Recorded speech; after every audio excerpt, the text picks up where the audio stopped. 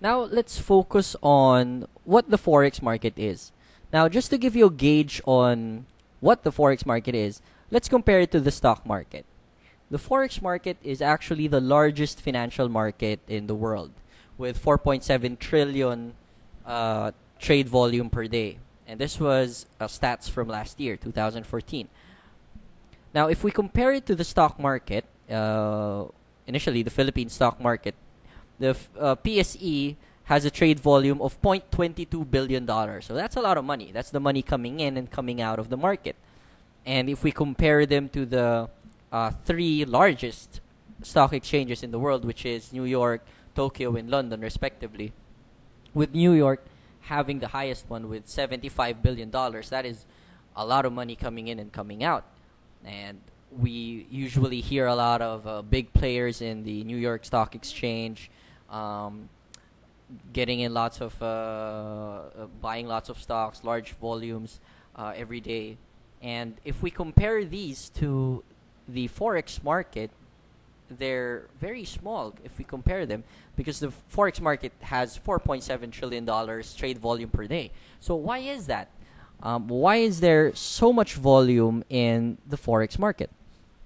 Basically, it's because everybody in the world participates in the Forex market. Okay? I'm sure you guys have gone to banks, have gone to money changers, and you've exchanged your dollars into Philippine peso or vice versa.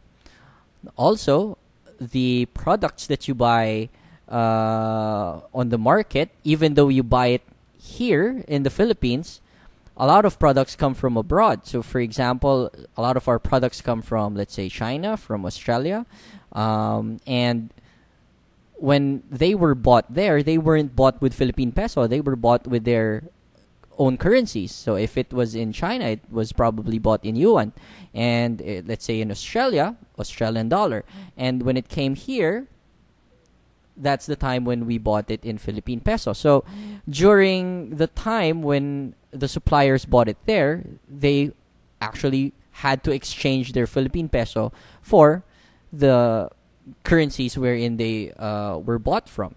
So that's why the Forex market is the largest financial market in the world. It's because everybody participates in it. Okay? Now, what is the Forex market specifically? The Forex market is just an exchange of currencies. Okay? It's just an exchange of currencies. And there's no physical existence in the Forex market. Unlike the stock market, they have their own stock exchanges. For the Philippine Stock Exchange, it's located in Makati. In New York Stock Exchange, it's located along Wall Street. So for the Forex market, it has no central entity because the currencies depend on the countries that they came from. So maybe the closest physical existence that we can get is the central banks of their own currency. So for example, if it's Philippine peso, that would be the Bangko Sentral ng Pilipinas. Okay? So there's not much physical existence that regulates everything at the same time. Okay?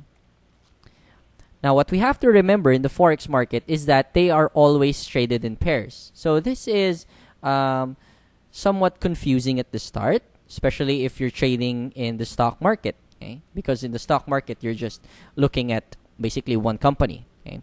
For the Forex market, what you're looking at is that you're looking at two currencies at the same time. Okay?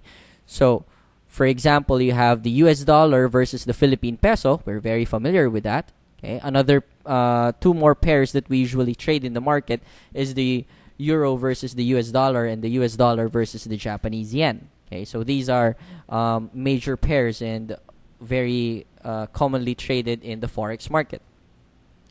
So, what does it entail when they are traded in pairs? Okay? Now, think that currencies are like shares of a country. Okay? Think that currencies are like shares of a country. Okay? Let's say, if we compare it to the stock market, let's say Petron. Okay? We bought shares of Petron. And let's say for the whole year, Petron does well. All their data are up. They were able to get a lot of sales. A lot of branches went up. They got a lot of revenue, and a lot of good things happened for Petron. Now, what happens to their currency, or sorry, what happens to their stock? Naturally, it goes up. Okay, it may go up like 50 cents, 1 peso. I don't know. Depends on what happens to their stock prices. But normally, it would go up if their stats are up. Now, if we compare them to the Forex market, these currencies, they're like shares of a country. So it's on a macro scale. So let's say the US, okay? Whatever happens to the US reflects on their currency. So let's say something good happens to the US, the value of the US dollar goes up. Something bad happens to them, the value of US dollar goes down. Okay? Now, since the prices are relative to their pairs, because they're always traded in pairs, this is the confusing part. Okay? Now, prices are relative to their pairs. One always affects the other. So, let's have this an example. Okay, let's say you have the US dollar and the Philippine peso. Okay, let's say something bad happens to the US. I don't know, their economy is down, the unemployment rate is high, people don't have jobs, they don't have money. Let's say the bank statements are all negative, they have lots of debt. So, what happens to the US dollar is that it goes down. Now, relative to the Philippine peso, since they're traded in pairs, let's say relative to Philippine peso, if, let's say, here in the Philippines, nothing is happening, let's say we have a very flat economy, nothing good is happening, nothing bad is happening, what happens to the value of Philippine peso is it increases relative to the US dollar. And the US dollar decreases relative to the Philippine peso because one affects the other.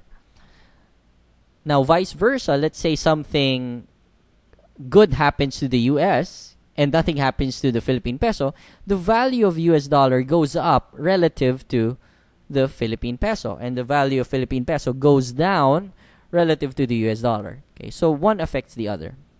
That's what we meant by currencies are like shares of a country and prices are relative to their pairs.